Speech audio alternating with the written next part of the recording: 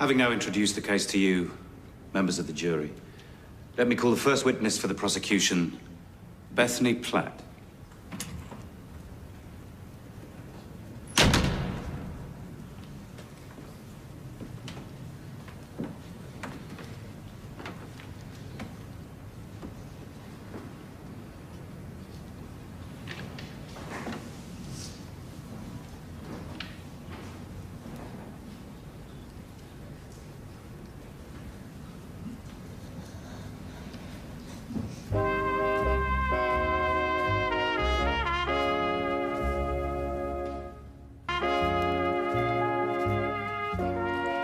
You told us about when you first met Nathan Curtis.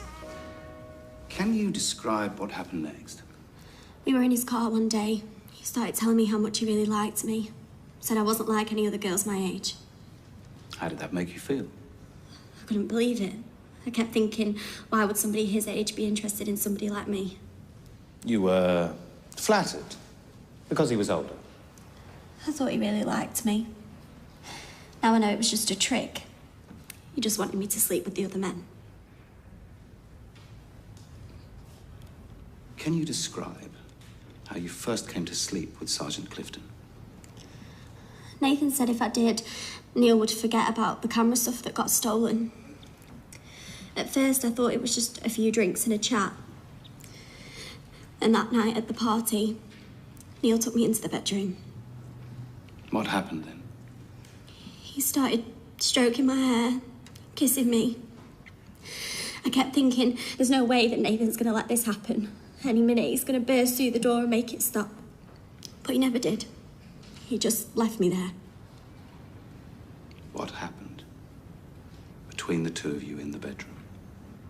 We had sex. Afterwards, how did Nathan react? I thought he'd go crazy. That's what a boyfriend is supposed to do.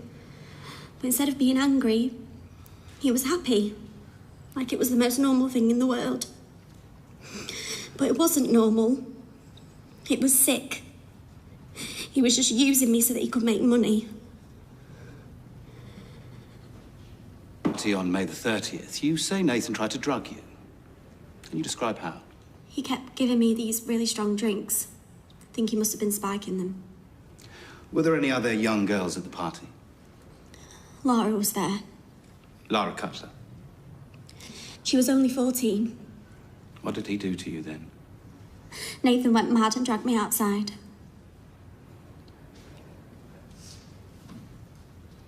Bethany? He burnt my arm with a cigarette. Could the witness be shown Exhibit 5, please?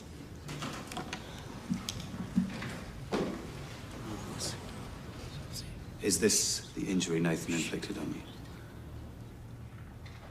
Yes. Afterwards, when you went back to the party, what happened? Nathan kept telling me that it turned him on, seeing me with other men. I thought there was only going to be one man in there. One man he wanted you to sleep with? But there wasn't. There was 3 of them. I tried to tell them that there was a mistake and that I'd gone in the wrong room. But they didn't listen. Mel just shut the door. After the party, you were interviewed by the police.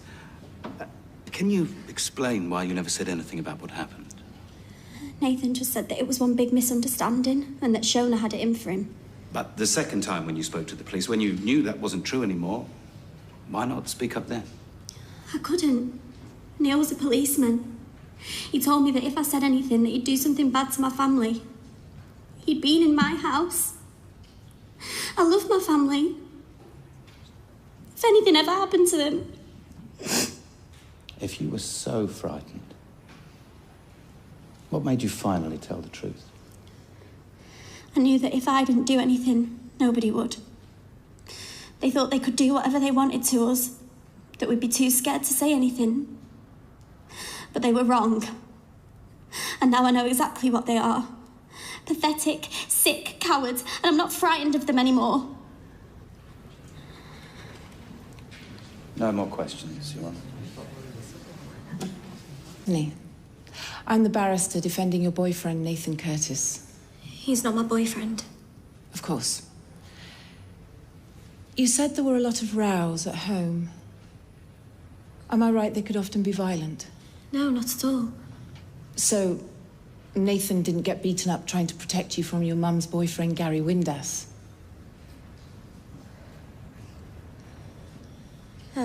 Well, yeah. You even stabbed him in the arm once. It was so bad, they were going to press charges. This is the family you were so keen to protect. You said that you couldn't understand why someone like Nathan would be interested in someone like you. Is it fair to say you were quite insecure? I suppose. So, when you found out that Mr. Curtis used to go out with Melanie Maguire, how did it make you feel? Pretty jealous, I imagine. A bit. Enough to want to make him jealous back? No. You weren't forced to have sex with Sergeant Clifton at all, were you? I was. You did it deliberately, didn't you? To hurt Nathan. What? No, that's not true. I would never do that. When you and Sergeant Clifton had sex, you were 16 and 10 months, am I right? I suppose. And when this incident occurred, did you make it plain to Sergeant Clifton that you would not consent to sex? I hated having to do it. I already said I kept thinking that Nathan would come in and stop it. And when he didn't, presumably, you tried to fight Sergeant Clifton off? Call out that you wanted it to stop? It wasn't like that. But if you didn't tell him that you didn't want it to continue, how would he have known? He's hardly a mind reader. I thought I had to. I felt bad about the camera stuff. In other words, the sex was consensual. At the party, you say that Ian Yardley and 2 other men walked into the bedroom. Did Mr. Yardley force you to have sex with him? No, but... So the truth is, you had sex willingly. No, How can we believe you when you've told so many lies? I haven't. You told police that the party was just a bit of fun. Are you now saying that wasn't a lie? Nathan made me do it. He was just using me so he could make money. You actually saw money change hands? Did you, or did you not, ever witness my client pay Nathan Curtis for sex with you? No. I draw your attention to Exhibit SLP1. Do you recognize this, Bethany? This is a page you posted on social media 2 days after you allege Mr. Curtis forced you to have sex with Sergeant Clifton. In this picture, you're proudly showing off an engagement ring he gave you. I'm confused. If he was the monster you make him out to be, why would you agree to marry him? I don't know. He just had a way of getting into my head. Or is it because he never forced you to have sex with these men at all?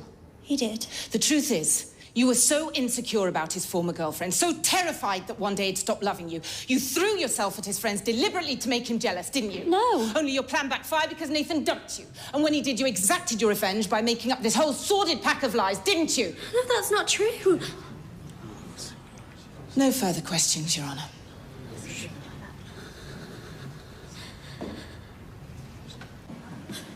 What's wrong? Did you not see what happened? I ruined everything. No, you didn't. That jury are going to think I'm some scheming little cow. No, they are not. They'll see a vulnerable young girl being extremely brave. Yeah, the only scheming cow is that barrister. Oh, you're wrong. I told the truth and it wasn't enough. Nathan's going to get out, I know it. And then he's going to come after me again. How did Shona seem? Sick with nerves. She'll be swearing her oath soon. Mind you, David looked pretty nervous too. He's got ice in his veins, that one. Oh, Mary's brought a knitting, said it calms her brain. Whatever happens, they're all bound to do better than I did. Hey, you were brilliant. Okay? You can go now. Love, I mean it. There must be other ways of testifying. You gave him chapter and verse in your statement. And after yesterday, seeing that poor girl's body on the track. I've got to remember what happened to Bethany. And I've got to forget that I recorded Neil's confession. And all the time, I've got to blank out Lara's face. I can't be dealing with you Fretting on top of that. How did you turn out so marvellous with your jeans?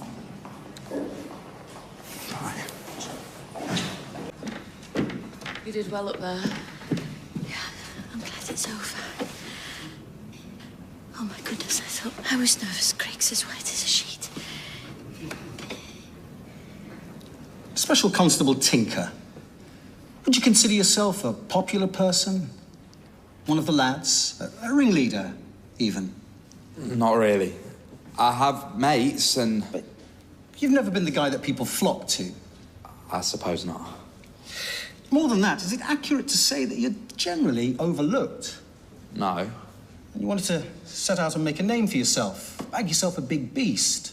Not at all. And they don't come much bigger than Sergeant Neil Clifton, do they? I don't know. Wasn't he fun, encouraging? The mentor that every rookie wanted to be placed with? Everybody said he was the best. And Sergeant Clifton took you under his wing.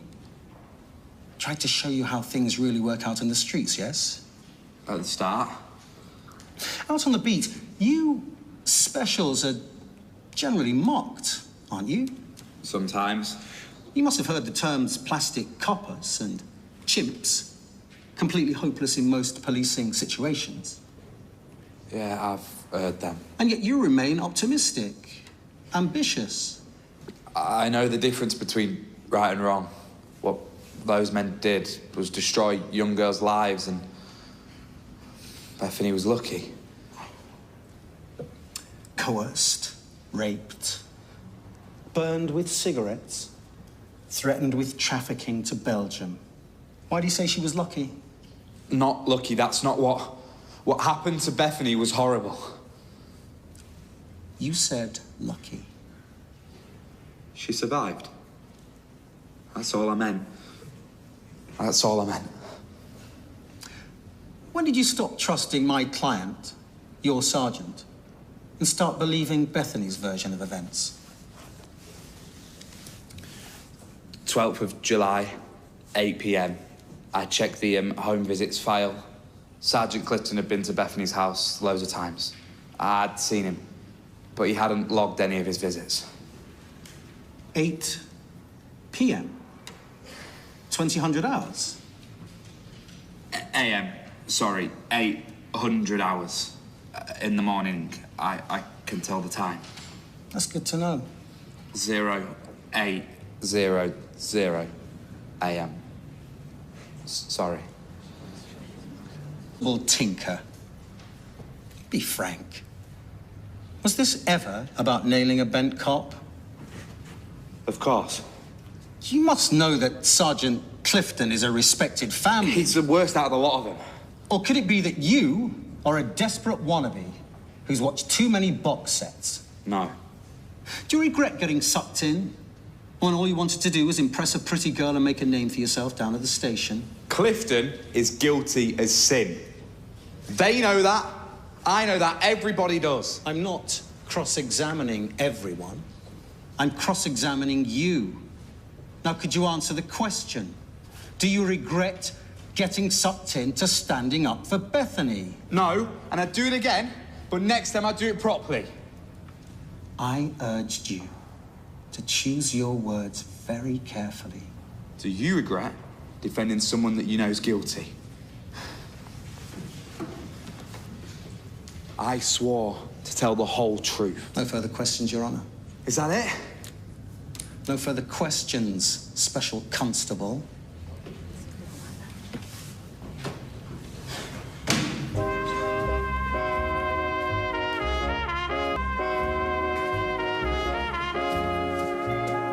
We've all been there. Worst's over now. My mum was right. I should have stayed at home. Well, you did well. You held your own. By forgetting how to tell the time. Slip of the tongue. I should have let a bit more slip. I should have told them that Neil confessed. You really shouldn't. Our jury has the right to know inadmissible evidence. It's a stitch-up, the whole thing. I mean, you call that justice? I swear to tell half the truth. Forget the evidence. I swear to let a bent copper off the hook. Okay. I'm done with all of it. Are you sure you should be here, Bethany? Oh, I just couldn't wait. Was it that bad? He did well. Landed a few blows. It was Jack. I'm Jack. We have heard 3 other solid accounts today. From Shona, your uncle, and your pal Mary. Now, those phone records are really pretty difficult to refute. The defendants were together on the dates and times in question. Now, obviously, we still have Clifton and Curtis and the other defendants' evidence to come. Yeah, they're going to be good. So far, on balance, I'm quietly optimistic. Okay. Stupid idiot. 0, 8, 0, 0. 800 hours. 0, 8, 0, 0. How can you get it wrong? I've got a bad feeling about this fella. Him being stood up in court must be like minging drink to him. He might have a short fuse. Let's hope it's shorter than Craig's. I'm a good officer. I went the extra mile on a case, and now I'm being hung out to dry for it. By going the extra mile, do you mean plying a teenager with alcohol and having sexual intercourse with her? No. Wasn't she vulnerable? And weren't you meant to be protecting her? This job, the pressure. Sometimes you need to let off steam. Sometimes you do things you regret. Okay? A pretty girl came on to me. How old is your eldest daughter? Sergeant Clifton? Yeah, 17. I'd done an 18-hour shift. Road traffic accident. Nasty. She looked older. I was weak. It's the biggest regret of my life. I bet it is. You fancy yourself as a bit of a maverick, don't you, Sergeant Clifton? 20 years of my life, I've protected the public. On a normal working day, I get spat at, sworn at, lied to, abused. There's houses I'm sent to where I have to wipe my feet on the way out. I stare scum in the face so decent people like you can sleep easy in your beds. And people like you can holiday in Barbados. And this is the thanks I get. Or then again, you might be guilty. Me standing in this box, it's a farce. Never mind what it's costing, the evidence. Well, it's embarrassing. You've taken the word of a teenage fantasist with a grudge against her ex, and you've torn my life apart. My reputation, my family. All of it's in tatters.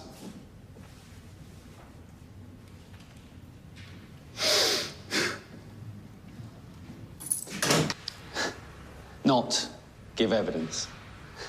Are you crazy? Hear me out. No, after half of Manchester's dragged my name through the mud, you think the jury won't read guilt into that? We won't play it that way. What other way is there? We say you've no case to answer. The evidence has been weak, the work of a jealous lie. There's been enough waste of valuable court time and assets, and you won't dignify it with a response. What's the real reason? Come on, let me have it. Don't you trust me? It's not a question of trust. It's your demeanour. Not cuddly enough. One can't fake humility. Humility? I am angry, Claire. This is a miscarriage of justice. I want to shout it from the rooftops, and for 250 quid an hour, I thought you'd want to shout it too. You're paying for my professional advice and my years of experience of juries. You're wrong. No, I'm not going quietly. Now, if you don't like it, I'll find another barrister. Someone with balls. I wouldn't advise that at this rate. Accept it. I am an innocent man. I get my moment in the witness box.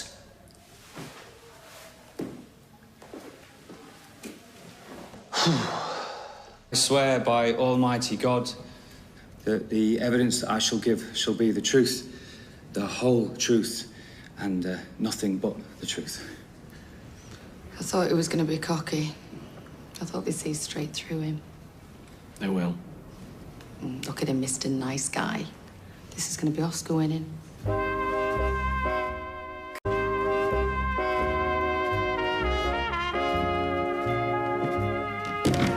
Not miss much.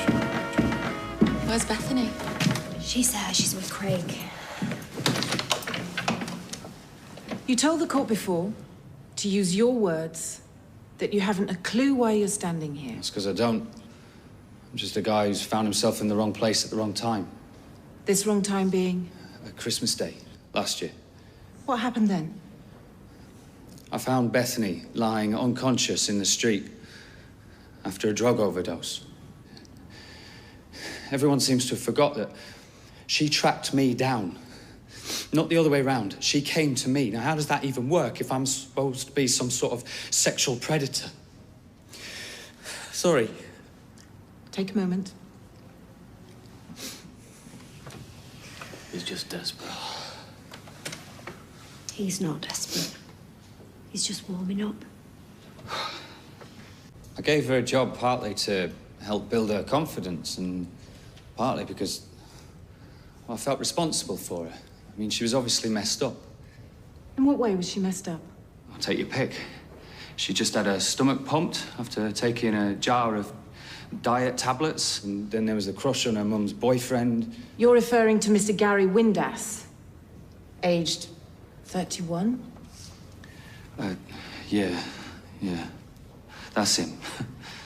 So, 2 months have passed, and you've given Bethany a job, and created a video blog for her. Was it then an intimate relationship began? Well, actually, I just provided advice and equipment towards the vlog. The rest was all Bethany. And by that time, we had got very close. Did the difference in age concern you? A bit, yeah. But by then, I was in love. And how did Bethany feel about the age gap? She told me she'd always been attracted to older men. You said men? Do you mean other than Mr. Windass?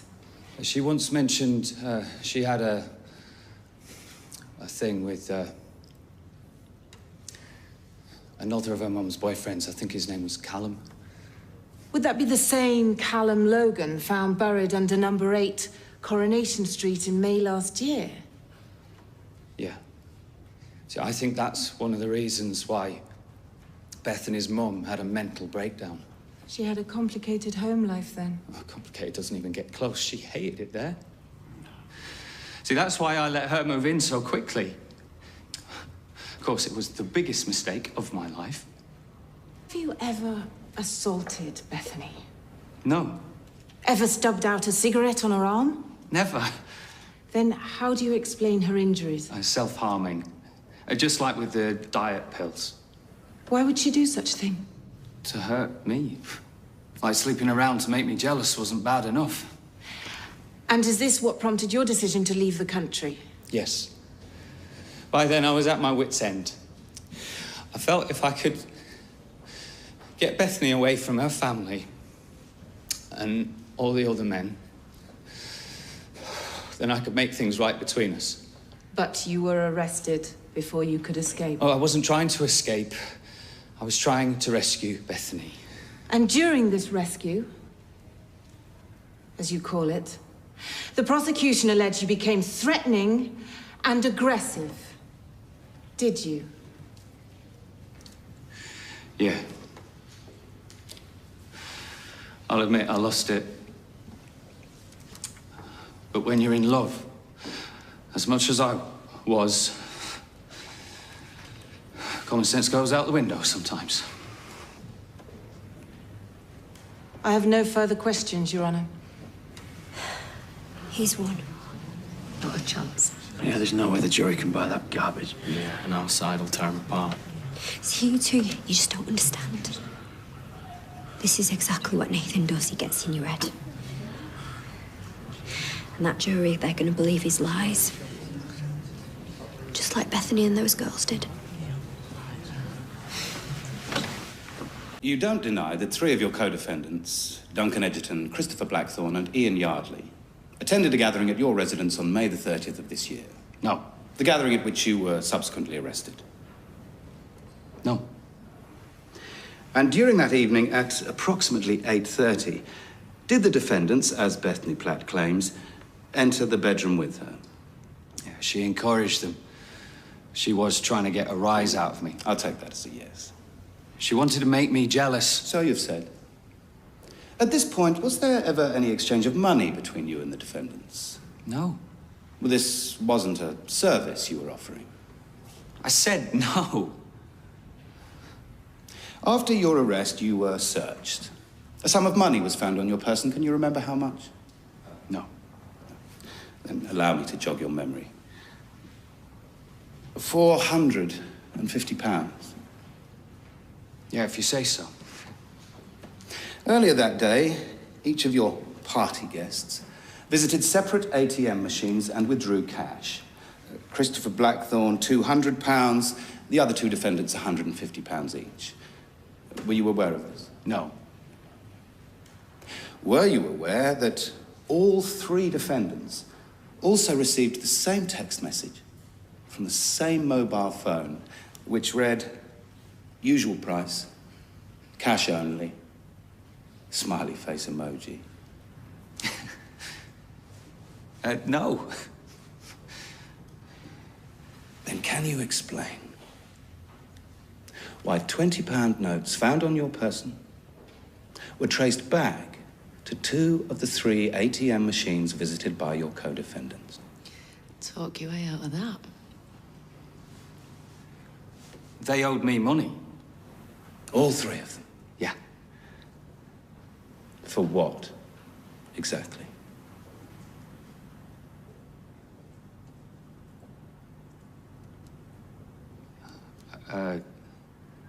No, I can't remember. I see.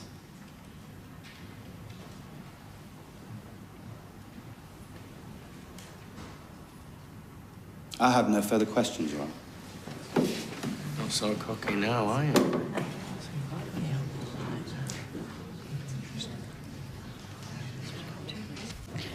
The prosecution barrister gave him a right kicking. Hopefully they make up for my screw-up.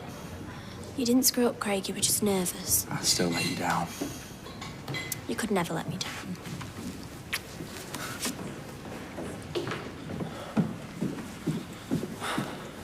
The jury coming back? Well, they've reached a verdict already. Apparently.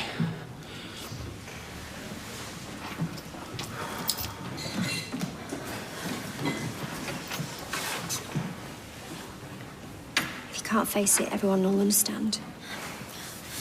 I wouldn't give him the satisfaction.